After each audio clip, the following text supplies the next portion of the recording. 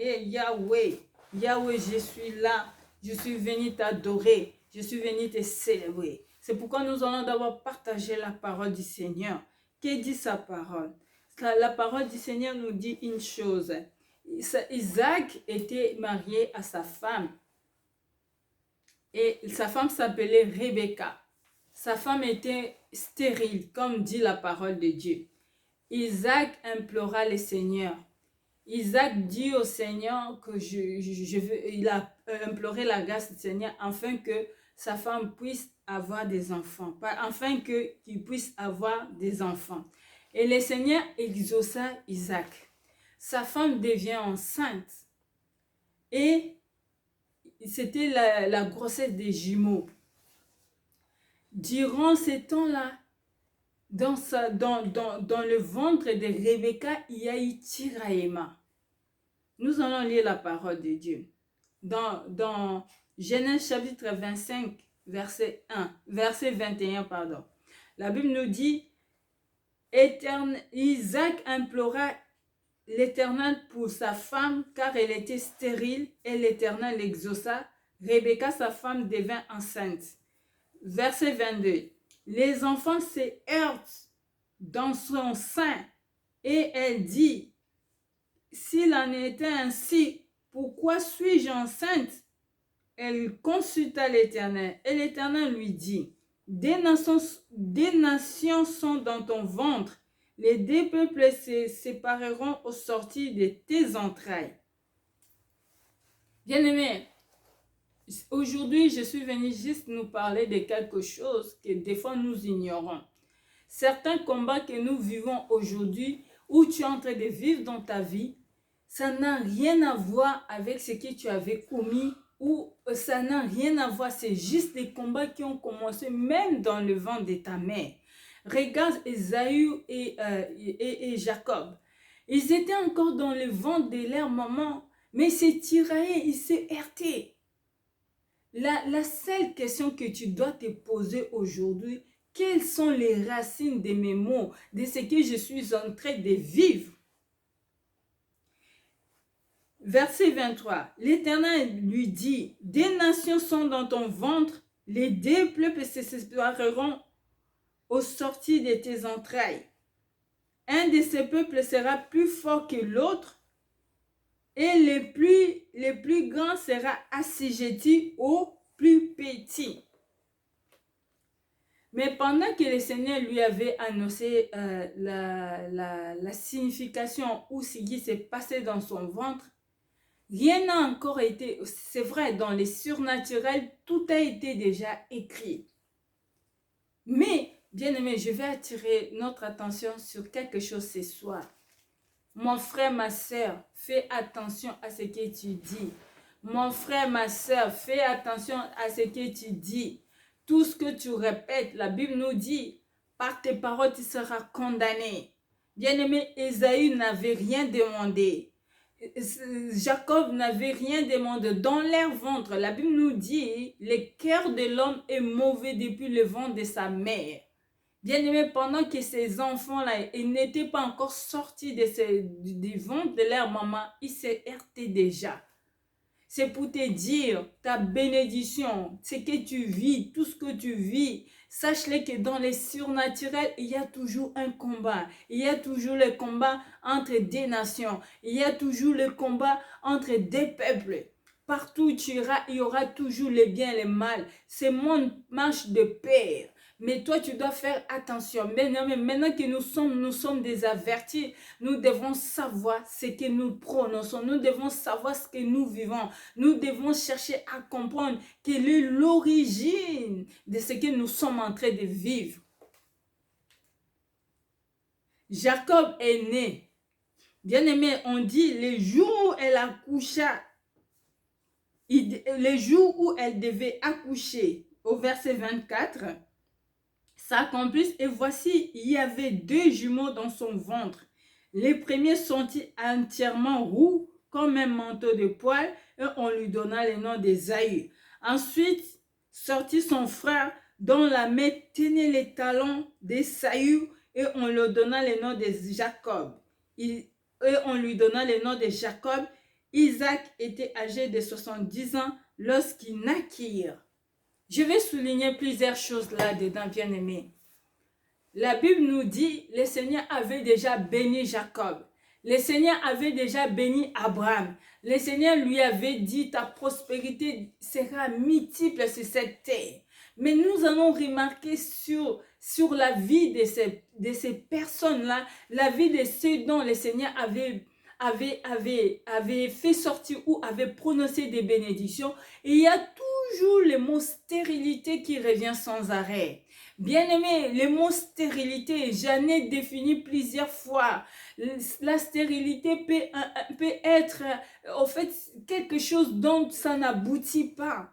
Bien-aimé, le Seigneur nous dit, Abraham était vieux, sa femme était déjà ménopausée. Et malgré cela, le Seigneur est venu les a visités pour te dire que la sécheresse ou la stérilité que tu es en train de vivre aujourd'hui, le Seigneur est au contrôle. Mais ce n'est pas le terme de ce soir. Bien-aimé, la stérilité aussi peut être définie. Bien-aimé, dans chaque bénédiction, il y aura toujours quelque chose qui va venir freiner. Posons-nous la question, Dieu qui dit à Abraham, je bénirai ta nation, je bénirai ta prospérité sera féconde, vont remplir la surface de la terre. Comment ce Dieu-là permet quand même malgré cela que Sarah reste stérile? Bien aimé, c'est pour te dire que la bénédiction de l'Éternel est différent. Sache-le que quand à chaque fois que le Seigneur prononce sa bénédiction, il y a toujours quelque chose qui doit se passer entre-temps. Pourquoi? Parce qu'il y a un combat dans les cieux. En fait, que la bénédiction n'arrive pas. Mais le Seigneur a toujours son dernier mot. Comme dit ça la parole du Seigneur, que mon Rédempteur s'élèvera en dernier. Le Seigneur s'est levé en dernier pour Abraham. Le Seigneur s'est levé aussi pour Isaac. Mais aujourd'hui, nous sommes venus pour justement parler du fait que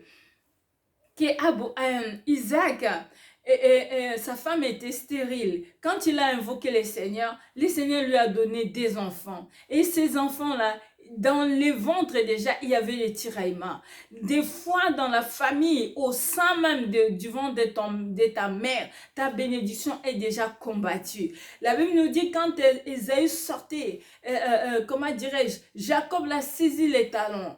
Bien aimé, le Seigneur avait déjà dit, puisque rien de tout ce qui arrive sur cette terre, le Seigneur le sait déjà en avance. Le Seigneur connaît l'avenir. Le Seigneur savait déjà que Ésaü allait vendre son droit d'aînesse. Bien-aimé, ce que tu vis aujourd'hui, sache-le, le Seigneur sait. C'est pourquoi reprends ton droit d'aînesse. Mon thème de ce soir, c'est que reprends tes droits d'aînesse. Reprends ton droit. Ne brandis pas ou ne brade pas ton droit d'aînesse au diable. Ne brade pas ton droit d'aînesse à qui que ce soit.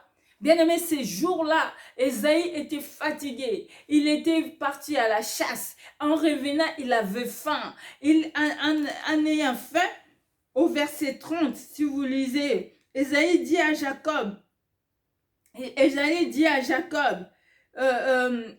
au verset 30, Ésaü dit à Jacob, laisse-moi, je te prie, manger ces roues-là, car je suis fatigué. C'est pour cela qu'on donne à Ésaü le nom d'Édom. Jacob dit, vends-moi aujourd'hui ton droit d'aînesse à cause de la soupe. Bien-aimé, la situation peut te pousser de vendre ton droit. Ne laisse personne. Bien-aimé, faisons très attention à ce que nous disons. Quand nous sommes des dieux, bien-aimé, sache-le que tu es un Dieu.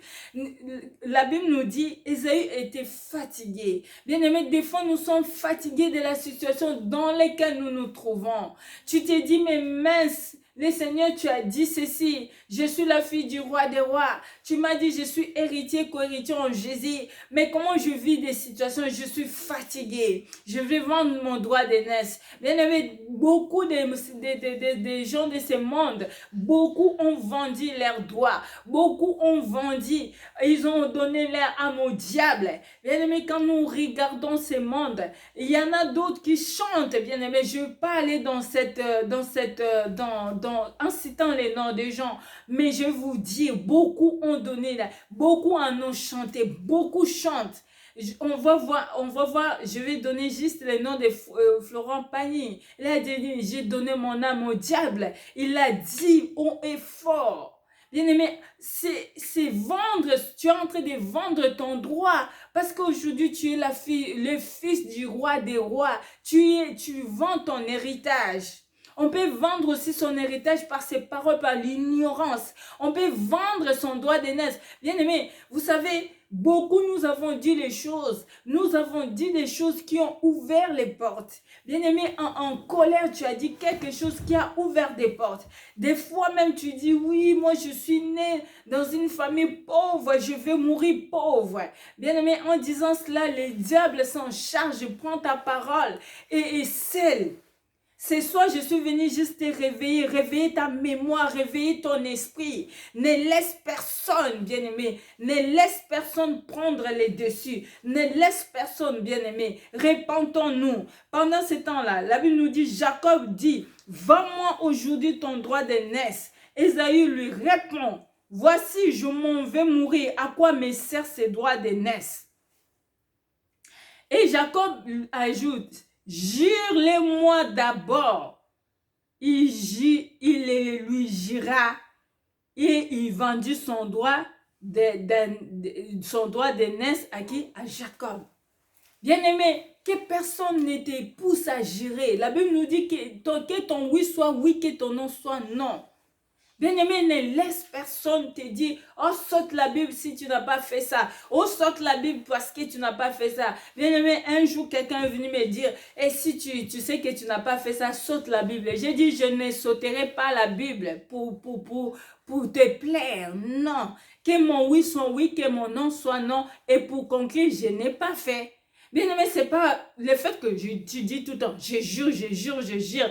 Bien-aimé, la Bible nous dit que ton oui, soit oui, que ton non soit non. Tout ce que nous rajoutons là, ça vient du diable. C'est soit, mon frère, ma soeur, reprends ton droit d'aînesse. Nous allons commencer la prière tout à l'heure. Tu vas reprendre ton droit d'aînesse. C'est soit nous sommes là justement pour reprendre nos droits d'aînesse. Réponds ton droit d'aînesse. Ne vends pas ton droit d'aînesse parce que tu es fatigué. Bien-aimé, la vie nous fatigue. Nous sommes fatigués. Il y a beaucoup de femmes qui ont vendu leur droit d'aînesse. Je suis fatiguée, je ne me marie pas, je trouve un mec, on s'en va. Bien aimé, beaucoup souffrent dans le mariage parce qu'ils ont chopé quelqu'un ou ils ont trouvé quelqu'un. Ils se disent, bon, voilà, le temps passe, laisse-moi y aller, quoi. Laisse-moi y aller. Mais tu as vendu ton droit d'aînesse, mais après tu vas faire comment? Bien aimé, ce soir, je suis venu te rappeler une chose. Jésus-Christ dit dans sa parole qu'il a effacé l'acte dont l'ordonnance t'est condamnée. Si tu crois quelque part que tu avais vendu ton droit d'aînesse, accepte le Seigneur Jésus-Christ comme Seigneur et Sauveur. Bien aimé, ne nous laisse pas. Ne permet à personne, bien-aimé, ne permet à personne de récupérer ton droit d'aînesse, car tu es Dieu. Tu es de Dieu, bien-aimé. Tu es de Dieu.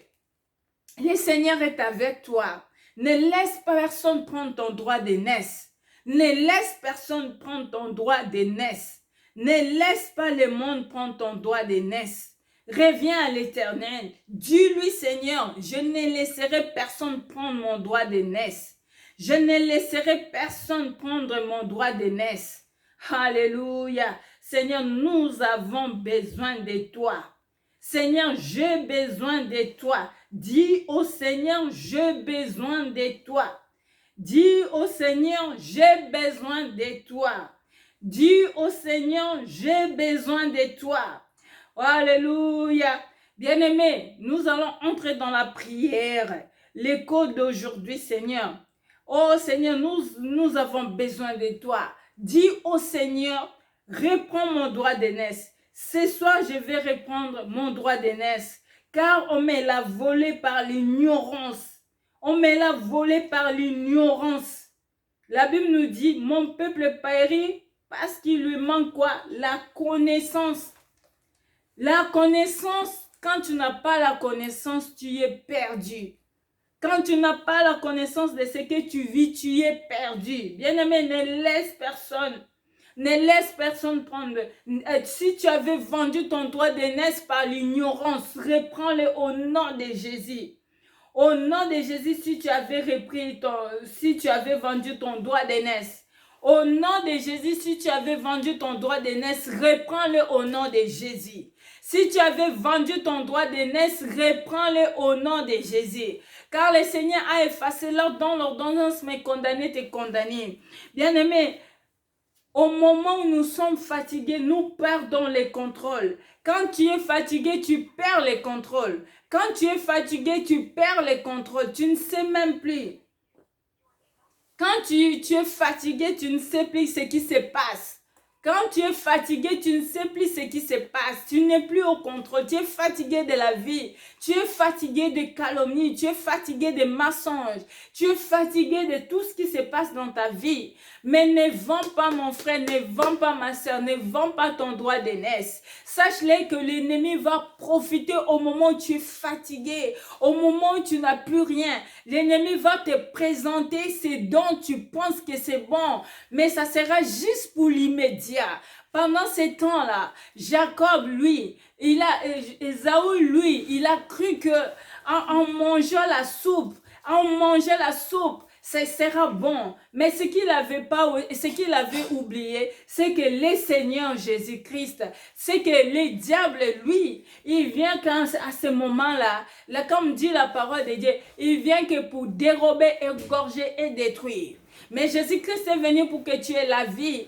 Pendant que tu es fatigué, dis-toi que le Seigneur ne t'a pas laissé. Le Seigneur est toujours là. Pendant que tu crois que tout est fini, le Seigneur est toujours là. Bien-aimé, crois au Seigneur Jésus-Christ. Crois à celui qui est assis sur le trône. Crois à celui qui vit à jamais. Crois à celui qui dit la chose et la chose arrive. Il s'appelle Emmanuel. Il s'appelle Jéhovah Jireh. Il s'appelle Jéhovah Tchekoun. C'est lui qui est venu. La Bible nous dit, il est venu. Il a été souverainement élevé et il est assis à la droite du Père. Je sais qu'aujourd'hui tu es fatigué. Tu es comme Ésaü. Tu as chassé, tu es fatigué. Tu as cherché, tu n'as pas trouvé. Mais sache-le que pendant que tu es fatigué, ne vends pas ton droit d'aînesse. Ne dis pas que pour moi c'est fini. Ne dis pas comme Ésaü a dit. Et vous savez ce qu'Ésaü a dit? Il a dit, voici je m'en vais mourir. À quoi me sert ce droit d'aînesse? À quoi me sert ce Jésus-Christ? À quoi me sert d'être chrétien si moi-même ma vie s'en va? Bien-aimé, ne dis pas cela. Parce que sache-le, pendant que tu es en train de dire cela, le diable est content. Le diable récupère la chose. Bien-aimé, je te dis, pendant que tu penses que c'est fini, le diable vient récupérer la chose. Le diable veut que tu sois fatigué afin qu'il puisse récupérer ton droit d'aînesse.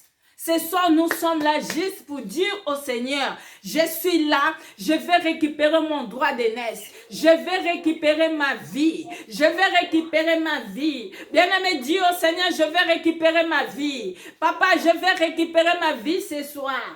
Je vais récupérer ma vie. Bien-aimé, monte en prière. Dis au Seigneur, je vais récupérer ma vie. Je vais récupérer ma vie.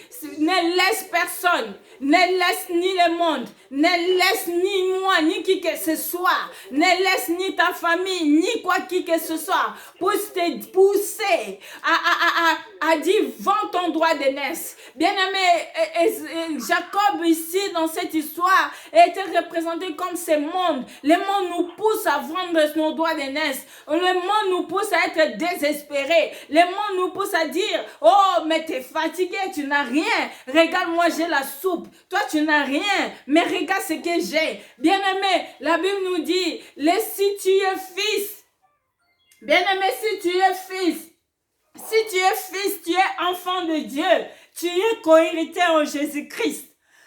Amen.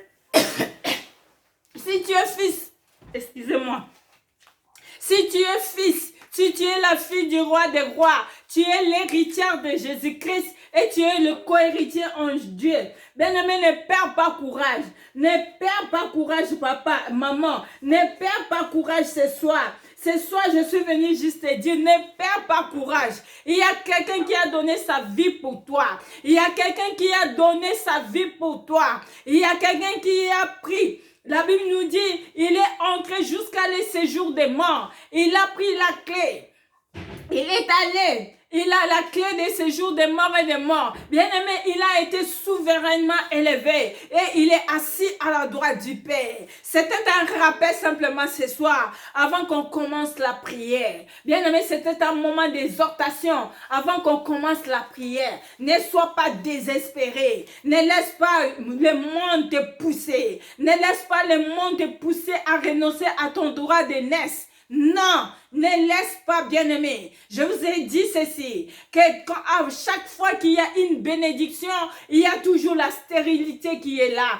À l'époque d'Abraham, il y avait la stérilité, Sarah était stérile. À l'époque d'Isaac, il y a eu la stérilité, Rebecca était stérile. Parce que ce qui va sortir de toi, ce n'est que ce que le Seigneur a promis. Ce qui va sortir de toi sera grand.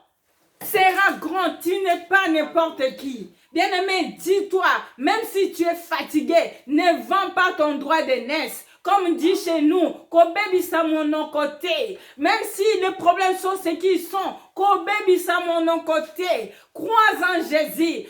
Espère à ce Dieu. Espère au roi des rois. Espère au Seigneur des seigneurs.